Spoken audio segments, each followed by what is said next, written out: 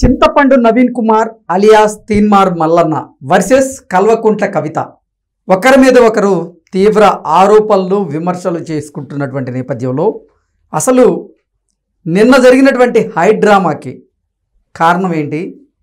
ఎవరు చేస్తున్నటువంటి ఆరోపణల్లో వాస్తవాలు ఉన్నాయి?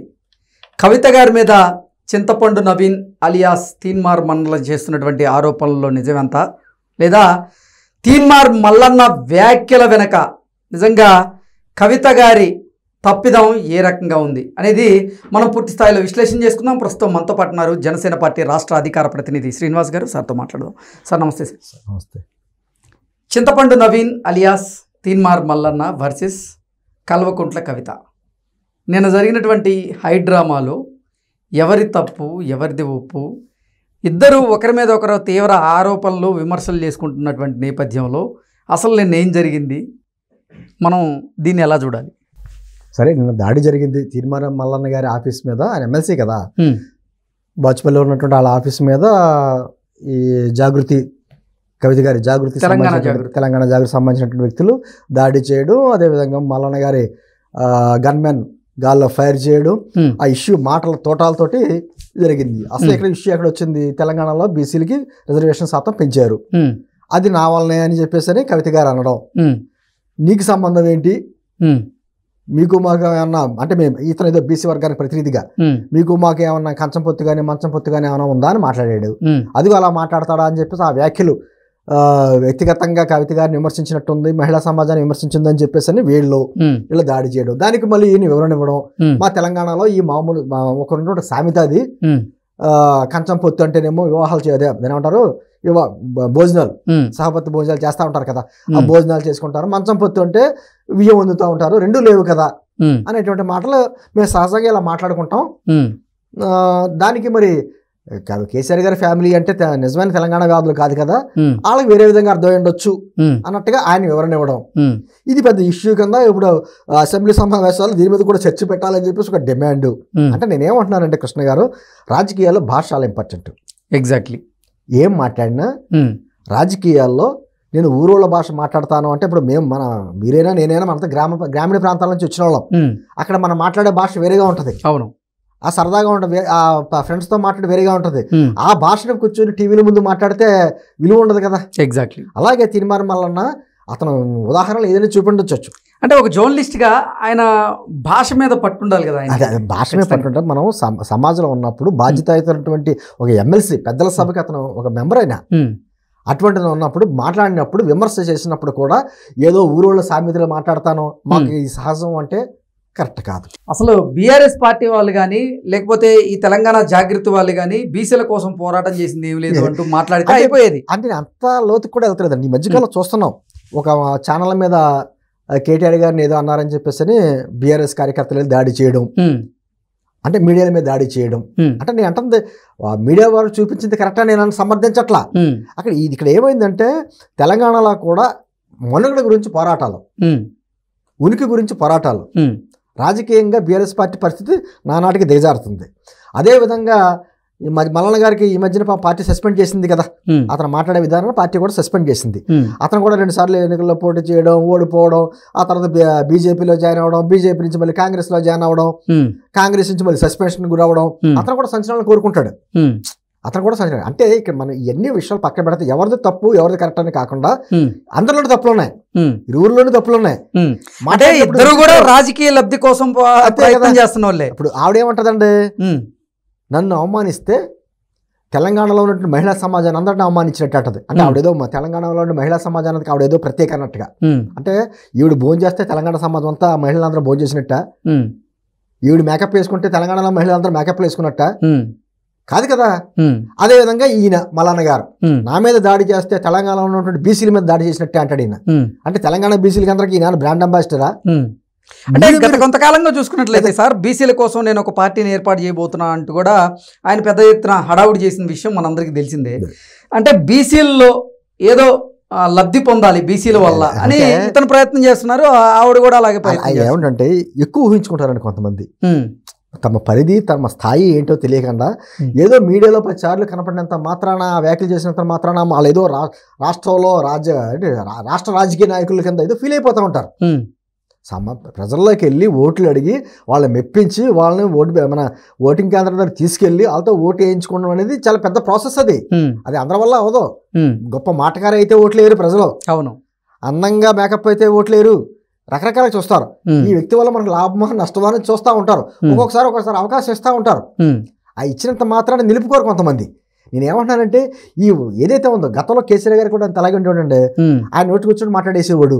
ఆయన ఎవరన్నా తిరిగి అంటే అదే నన్ను అంటే తెలంగాణ సమాజాన్ని మొత్తం అన్నట్టుగానే ఇవ్వడు. అంటే ఆయన ఏదో తెలంగాణకి జాతిపతి కింద అంటే నేను ఇవన్నీ కూడా నోటుకు వచ్చినట్టు వాగేయడం, వాళ్ళకు ఉన్నటువంటి ప్రాంతం వెనకాలో లేకపోతే కుల వెనకాలో మతం వెనకాల గోడల వెనకాల దాక్కోవడం. అసలు వాడడం ఎందుకు, ఆ గోడల వెనకాల దాక్కోవడం ఎందుకు? సభ్య సమాజంలో ఉన్నాం, మనం ఒక పార్టీలకి రిప్రజెంటేటివ్గా ఉన్నాం. అందులో ఆవిడ కూడా ఎంపీగా చేసింది కవిత గారు, ఎమ్మెల్సీ పెద్దల సభలోని. అదేవిధంగానే ఈయన కూడా ఎమ్మెల్సీ సభలో ఉన్నారు. కానీ రాజకీయ విమర్శలు ఎన్నైనా చేసుకోవచ్చు. కానీ వ్యక్తిగత దాడులు లేకపోతే వ్యక్తిగత విమర్శలు ఎంతవరకు అనేది తెలంగాణ సమాజం గమనించదా? తెలంగాణ సమాజం గమనిస్తూ ఉంటుందండి ఎప్పటికప్పుడు. అంటే మీరు కొట్టుకుని మీరు ఏదో మొత్తం సమాజం మీద రుద్దడం ఏంటి? ఎగ్జాక్ట్లీ. మీ భాష ఏంటి, మీరు విధానం ఏంటి? మీ భాష సరిగా లేదని చెప్పి వాళ్ళెవరో దాడి చేయడం ఏంటి? వాళ్ళు దాడి చేశారని చెప్పి మీరు ఇది బీసీల మీద జరిగిన దాడి ఏంటి? నీ మీద దాడి చేస్తే బీసీల మీద దాడి చేసినట్ట. ఆవిడ ఏం చేశారు బీసీలకి? ఒక ఎమ్మెల్సీగా ఇన్ని రోజులుగా బీసీలకి ఏం చేసినట్టు ఆయనకి ఆ ప్రశ్న మరి చింతపండు గారిని అడిగితే తెలుస్తుందేమో. ఎందుకంటే మాటకారి తీన్మార్ మల్లన్నగా ప్రసిద్ధిగా అతను బయటకు ఎందుకు వచ్చాడంటే అతని మాట వలన. ఒక మాటగారు కాబట్టి బయటకు వచ్చాడు. దాన్ని మాటలున్నంత మాటల మాంత్రికుడు అయితే సరిపోదు కదా. దానికంటే కూడా నీకు వచ్చిన అవకాశాన్ని నీకు పెద్దల సభకి పంపించారు. సరే పార్టీ పంపించింది, తర్వాత సస్పెండ్ చేయడం అనేది వేరే విషయం. పెద్దల సభకి వెళ్ళినప్పుడు నీ హుందాతనం పెరగాలి, పెద్దరికం పెరగాలి, మాట్లాడే విధానం పెరగాలి. నా చిన్నప్పుడు ఇలాగే మాట్లాడేవాడిని, మా ఊళ్ళో ఇలాగే మాట్లాడుకుంటాం అంటే కుదరదు. సమాజంలోకి వచ్చిన తర్వాత సమాజానికి మన ప్రతినిధులుగా ఉన్నప్పుడు మన భాషా విధానం అంతా మారాలి. అదేదో అంటే తెలంగాణ సమాజాన్ని అవమానపరుస్తున్నారు. సార్, ఇప్పుడు బీసీల అంశాన్ని రాజకీయ లబ్ధి కోసం వాడుకుంటున్నటువంటి ఈ తెలంగాణ జాగృతి వాళ్ళు కానివ్వండి, లేకపోతే ఒక జర్నలిస్ట్గా ఒక ఎమ్మెల్సీగా ఉన్నటువంటి చింతపండు నవీన్ అలియాస్ తీన్మార్ మల్లన్న కానివ్వండి, బీసీల కోసం ఏం చేసినట్లు అది చర్చించకుండా అదే కదా. ఇప్పుడు ఆ రిజర్వేషన్స్ పెంచిందండి తెలంగాణ ప్రభుత్వం, దాని మీద చర్చ చేయి. ఎగ్జాక్ట్లీ. ఇంత శాతమే పెంచారు, ఇంకా ఎక్కువ పెంచితే బాగుండు. లేదు బీసీలకి ఈ రిజర్వేషన్స్ కాకుండా వేరే కూడా విధానంగా బీసీల అభివృద్ధికి చేయొచ్చు. మీ దగ్గర సలహాలు సూచనలు చేయాలంటే అది ఆ సమాజానికి మీరు ఏదైనా లబ్ధి చేయాలంటే. అది కాకుండా కేవలం ఇటువంటి బురదలు చల్లుకుంటే దానివల్ల బీసీలకి ఏమైనా కించిత్ ఉపయోగం ఉందా? ఎగ్జాక్ట్లీ. బీసీలకి కించిత్ మీ వలన, మీ దాడుల వలన, లేకపోతే మీ వ్యాఖ్యల వలన, వాద ప్రతివాదం వలన ఏదైనా తెలంగాణ సమాజంలో ఉన్నటువంటి బీసీ సామాజిక వర్గాలకి ఏదైనా ఉపయోగం ఉందా? ఏమీ లేకపోగా తెలంగాణ సమాజాన్ని మళ్ళీ అవమానపరుస్తున్నారు మీరు. ఏమని? మా సమాజంలో ఎలాగే మాట్లాడుకుంటాం, మా భాష ఏంటో ఉంటది. అదేదో ఒక రాష్ట్రాన్ని మీరు అవహేళన చేసినట్టుగా తెలంగాణ సమాజాన్ని అవమానపరుస్తున్నట్టు కదా. అద్భుతమైనటువంటి సమాజం, పోరాటతత్వం ఉన్నటువంటి ప్రజలు ఉన్నారు ఇక్కడ. మీ పనికిమాల చర్యల వలన, మీ పనికిమాల విధానం, భాషా విధానం వలన అద్భుతమైనటువంటి తెలంగాణ భాష లేకపోతే తెలంగాణ ప్రజలు అవమానం పొందుతున్నారు. ఆ సమాజాన్ని మీరు అవమానపరుస్తున్నారు. మీ వల్ల లబ్ధి లేకపోగా ఇంకా నష్టపరుస్తున్నారు తెలంగాణ సమాజాన్ని. ఏంటంది తెలంగాణ సంస్కృతిని, సంప్రదాయాన్ని అవమానపరుస్తున్నారు. మీకు మీరే నిజంగా తెలంగాణ ప్రజలంతా కూడానంటే సౌమ్యులు, పైగా ప్లస్ ఏంటంటే స్నేహానికి మారుపేరుగా ఉంటారు, మంచితనం మారుపేరుగా ఉంటారు, ఒక కట్టడిగా ఉంటారు. అవును. తెలంగాణ సమాజం, తెలంగాణ అంటే ఒక విధమైనటువంటి ఒక సెంటిమెంట్గా ఉంటారు, అందరు మంచి కోరుకుంటారు. ఎగ్జాక్ట్లీ. అది కేవలం వీళ్ళ రాజకీయ లబ్ధి గురించి చేస్తున్నటువంటి వీళ్ళ ప్రయోగాలు. మా తెలంగాణలో ఇంతే అని సింపుల్గా మాట్లాడేస్తున్నారు. కాదు, తెలంగాణలో కాదు, మీలో అంతే, మీ వ్యక్తిత్వం అంతే, మీ సంస్కృతి అంతే. తెలంగాణ సంస్కృతి కాదు, తెలంగాణ సంస్కృతి ఇది కాదు, తెలంగాణ ప్రజల ఇటువంటి వ్యక్తులు కూడా కాదు. నేను ఎప్పటికైనా ఏమంటున్నానంటే మీరు ఎంత కొట్టుకోండి, ప్రజలు ఎంటర్టైన్ చేయండి, సమాజాన్ని ముడిపెట్టద్దు, మీ కులాలకు ముడిపెట్టద్దు, మీ ప్రాంతాలకు కావచ్చు, ఎలా ముడిపెట్టేసి మీ ఇష్టం వచ్చినట్టు మీకేదో అన్యాయం జరిగితే వెళ్ళి అవాటని ఇక్కడ దాక్కోవద్దు. ఈ మధ్య కాలంలో రాజకీయాల్లో నిజంగా ఇది ఒక కామన్ థింగ్ అయిపోయింది. ఇది ఒక విధమైన ఫ్యాషన్ అయిపోయింది. ఏదైనా అసభ్యకరమైనటువంటి, అనుచితమైనటువంటి వ్యాఖ్యలు చేయడం, నేను బీసీని కాబట్టి, నేను ఎస్సీని కాబట్టి, నేను దళిత బిడ్డను కాబట్టి నా మీద దాడి జరుగుతుందంటూ అది అంటుంది పాపం. భారత రాజ్యాంగ నిర్మాత మీ అంబేద్కర్ దగ్గర పేరు చెప్పుకుంటా ఉంటాం.